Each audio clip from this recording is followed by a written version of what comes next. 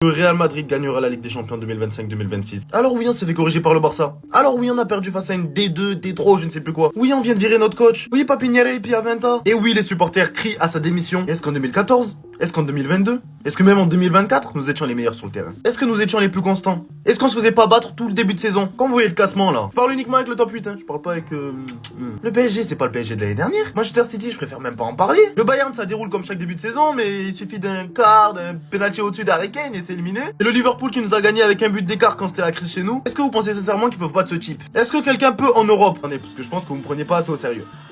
Est-ce que, suite à cette vidéo, quelqu'un pense pouvoir? Kylian Mbappé, repli défensif, accélération, tout le terrain, tac. Kylian Mbappé qui défend, est-ce que quelqu'un peut? Real Madrid qui presse, Real Madrid imprenable. Je vous disais aussi que le pape viendra prier au Santiago Bernabéu. Vous pensez qu'on va pas prendre? Dois-je vous rappeler la dernière fois que nos joueurs sont partis prier? Hein? Vous êtes au courant qu'il va faire la saison de sa vie? Dois-je vous rappeler les statistiques en cours? Ah, tous les petits arguments que je vous ai dit, vous prenez ça à la rigolade, hein? Eh ben tenez. Et on n'aura aucun mal à l'utiliser. Notre technique habituelle, quoi. Vu que tu penses que je fais des blagues, enregistre la vidéo pour plus tard et on en parle en fin de saison.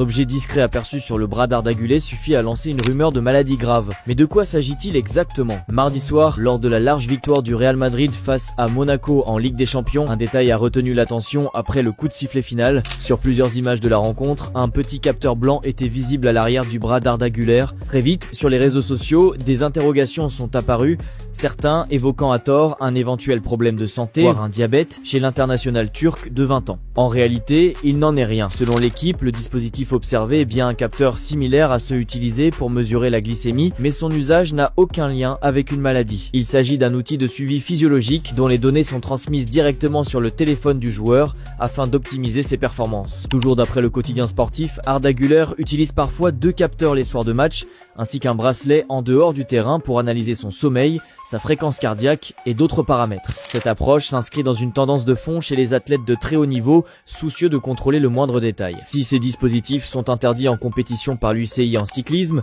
aucune réglementation de l'UEFA ne les proscrit en Ligue des Champions. Real Madrid a en son sein des joueurs qu'il faut chouchouter. Faut leur dire ça va les gars, vous allez bien, vous avez bien mangé. C'est-à-dire qu'à un moment donné, dans une institution normale, on dit c'est les joueurs, ils doivent respecter le coach. Mais au Real, c'est le contraire, c'est le coach, il doit respecter les joueurs. Au Real, quand ils mangent, nous, on commence par entrée, plat, dessert. Eux, ils font dessert, plat, entrée. Les Madrilènes, ils sont dans ce délire-là. Les Madrilènes, ils voient le monde à l'envers. Parce que franchement, je suis désolé, Xabi Alonso a eu énormément de problèmes, mais on peut pas me faire croire que Xabi Alonso, c'est un mauvais coach. Quand tu vois ce qu'il a eu l'opportunité de faire ces dernières années, on peut pas me faire croire que c'est un mauvais coach. On peut pas me faire croire qu'il n'a pas la poigne qu'il faut pour tenir un vestiaire. Je suis désolé. Quand j'entends les Granit Xhaka qui l'ont eu à Leverkusen, des gars qui ont un tempérament, des gars qui sont très très chauds, ils ont énormément de respect pour le Xabi Alonso. Donc à un moment donné, sincèrement, pour le moment, ça se passe bien, tout est beau, tout est rose avec Arbeloa, mais moi je m'inquiète parce que je les connais. Il va falloir qu'ils aient une vraie opposition, un match compliqué, un Arbeloa qui va venir, parce que là il fait le malin là. Ouais, tout ce qui se passe, vous pouvez le blâmer sur moi. Franchement, Stan, tu as mal à la gorge. Stan, ta voix elle est partie et tout. C'est pas la Coupe d'Afrique des Nations, t'inquiète, c'est à cause de Arbeloa. Il est là en train de nous sortir ce genre de discours-là. C'est pour le moment, c'est les débuts. Il n'y a pas de souci, ça passe. Cependant, j'espère que sur la continuité, en cette deuxième partie de saison, Arbeloa, à un moment donné, ne se fera pas fusiller par son vestiaire. Parce que je vous dis, c'est ça le problème du Real Madrid. C'est des boys, ils savent jouer au football. Ils savent jouer au football. Mais il faut leur demander, s'il vous plaît, est-ce que vous pouvez jouer au football? Alors que tu leur payes un salaire. C'est pas normal, franchement. Donc, top performance de la part des Madrilènes. Franchement, ils ont été sensationnels. Le pasteur veut adopter la méthode Ancelotti. Il veut laisser la liberté aux joueurs de s'exprimer. Allez, on te soutient, le pasteur. Le pasteur veut que ses joueurs aient la liberté de s'exprimer. Il cherche à adopter un style similaire à celui d'Ancelotti. Les joueurs décrochent et ont l'énergie nécessaire pour attaquer librement. On le voit un peu, mais encore, on va laisser un peu de temps au pasteur. Player of the Week. Player of the Week. Et oui, il est le joueur de la semaine en LDC, c'est officiel. 1 but, 3 passes D. Voilà, ça sert à quoi? Des sifflets au Bernabéu pour que les joueurs se réveillent. On espère maintenant de la continuité. On va attendre un peu encore. On va attendre, Vinicius. Faux salaire pour Arda Güler. Il n'a pas de diabète. Il n'a pas de diabète, je répète. C'était juste pour le suivi et l'analyse des données. Donc tous ceux qui ont dit il a le diabète et tout, etc. Fake news, c'est faux. Faux et encore faux.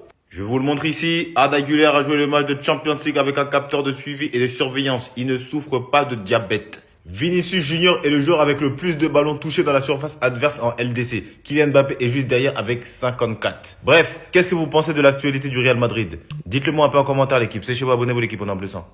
Les gars, voici le 11 de la J7 côté Ligue des Champions et évidemment Vinicius Junior et Mbappé sont les deux seuls madrilènes dans la composition. Et c'est 100% logique, les deux ont fait un match contre Monaco extraordinaire, je pense leur meilleur match ensemble depuis le début que Kylian est arrivé au Real Madrid. Les deux ont joué les uns pour les autres, les deux ont été décisifs, les deux ont joué à des registres qui étaient différents mais qui étaient tout autant pertinents. Les deux ont fait les retours défensifs, chacun a respecté son poste, donc non, il n'y a rien à dire, ils ont fait un match tout simplement extraordinaire et très honnêtement, si ça peut continuer comme ça, si ça peut encore plus progresser, si ça peut encore être encore plus fort, on sait que ces deux joueurs de très très haut niveau, si les deux sont en forme à 100% et qui ne se bousculent pas et qui font tous les deux un match même moyen, un match 6, 7, 8 sur 10, on sait que eux deux, ils peuvent décider d'un score quand ils le veulent. Pourquoi évidemment maintenant, il faut aussi voir la progression de Vinicius, s'il va rester au Real Madrid. Il faut voir aussi si ça peut pérenniser, si contre Villarreal, ça va continuer, si dans les gros matchs, ça peut continuer parce que battre Monaco, les taper comme ça, c'est bien, mais il faut que ça continue en long terme. On a vu contre Bilbao et contre le Betis que tu faisais des belles performances, mais qu'au final, il n'y avait pas de continuité. Et moi, j'attends de la continuité, de la part de Arbeloa aussi, mais évidemment,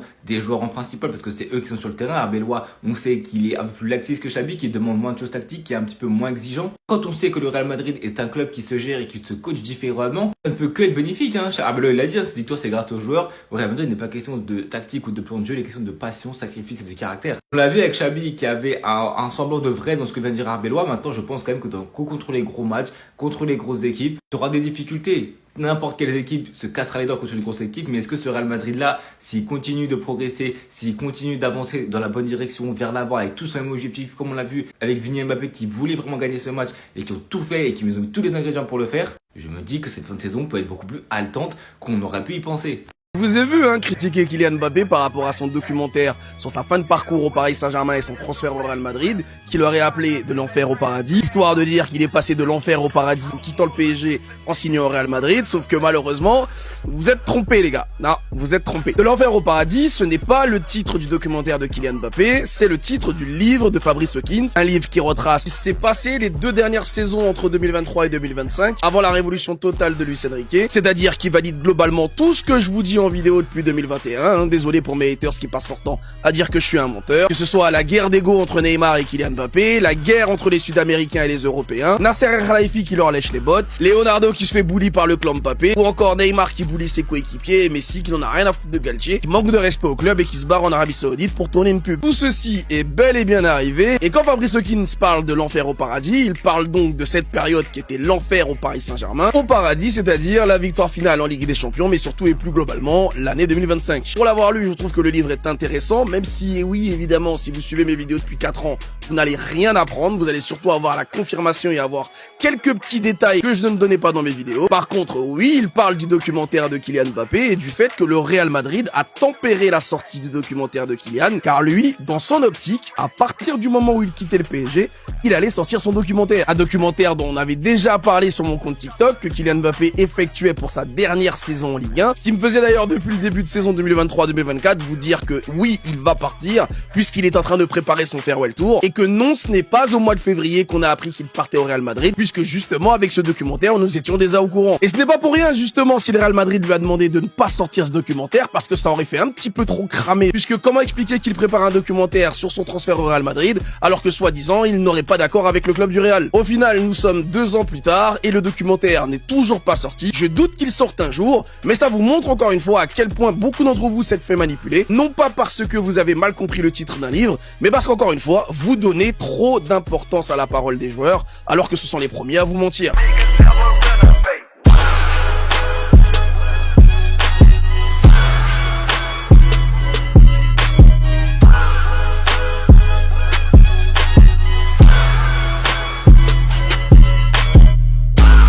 Les infos du jour côté Real Madrid, les amis. Notre soldat Asensio a encore des douleurs au tibia, mais normalement, il sera là à la Ceramica samedi. De toute façon, on a besoin de lui, sinon on allait partir avec Aysen et Alaba. Et j'ai pas envie de partir avec ces 2 décès, seulement ces 2 décès à la Ceramica. Sachant surtout que Villarreal est 3e. Le R bientôt de retour, en tout cas, il fait tout pour être là samedi.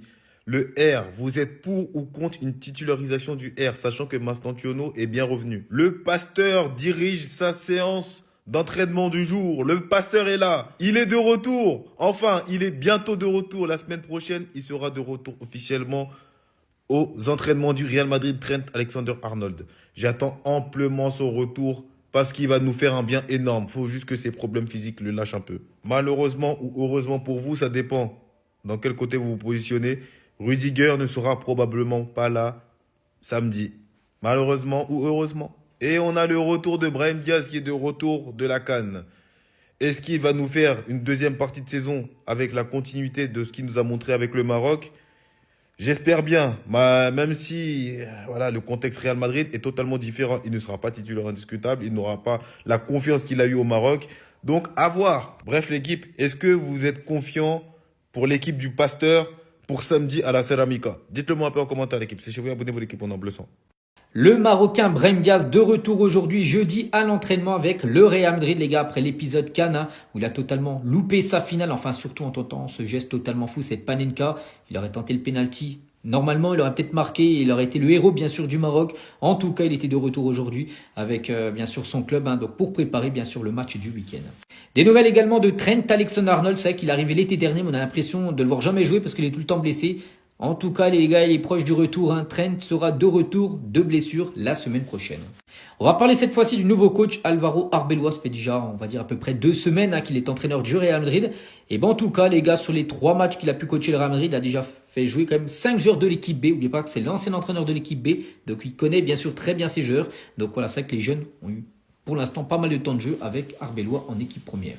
On peut voir également aujourd'hui, les gars, que Gonzalo Garcia fait partie des nominés pour être élu meilleur jeune joueur du mois de janvier du côté de la Liga. C'est qu'il a réalisé un gros mois, bien sûr, l'attaquant madrilène. Et prolongation de contrat en vue également à la une de AS. On nous rappelle que le contrat court jusqu'en 2027. On nous rappelle les sifflets dont il a été sujet, bien évidemment. Et on nous informe que lors du match face à l'AS Monaco, Federico Pena, membre de l'agence de représentation brésilienne Rock Nations Brasil, l'agence qui gère aujourd'hui Vinicius, cet homme était présent pour ce match face à Monaco. Et du coup, Regardez Sport nous parle éventuellement, je mets tout ça au conditionnel, d'une réunion avec le board du Real Madrid pour parler du futur du Brésilien. À Mundo Deportivo, on nous dit qu'on ne serait pas pressé de prolonger avec le Real Madrid. Et dans les pages intérieures de Marca, regardez, Vinicius, la paix, entre guillemets, et le futur. Il a été sujet à ces sifflets, les colibés du public de Santiago Bernabéu. Vous le savez, on attendait ce verdict du public et des sociaux. C'est, regardez d'ailleurs, Thierry Henry sur les antennes anglaises nous rappelle que lui aussi, star, a été sifflé en son temps. Quelle sera la réaction? Et je vous ai posé la question. Restez bien jusqu'au terme de cette édition. Je vais vous montrer votre top, le top des commentaires que vous m'avez adressés. Les actus mercato du jeudi 22 janvier 2026. Le Real se prépare à passer à l'offensive pour le milieu de terrain international portugais Ruben Neves, le joueur d'Al Hilal qui sera bientôt en fin de contrat avec le club saoudien. Visiblement, selon le quotidien AS, le Real prépare une offensive de 20 millions d'euros. Donc on suivra tout ça sur les prochains jours. Fabrizio Romano vient d'annoncer le Here We Go de Noah Lang. Noah Lang va donc quitter l'Italie et le Napoli pour s'engager du côté de la Turquie avec Galatasaray. On parle donc pour le moment d'un prêt, mais avec une option d'achat qui sera à 30 millions d'euros. À noter d'ailleurs que Noah Lang aura un salaire plus important du côté du club turc que du côté de Naples. L'attaquant international marocain Youssef En-Nesyri est tombé d'accord avec la Juventus. Mais attention tout de même, puisque on a aussi Aston Villa qui vient d'arriver dans la discussion. Affaire à suivre, il y a de grandes chances que Youssef En-Nesyri quitte Fenerbahçe. Pour le moment, c'est la Juve qui est en tête, mais attention à Villa.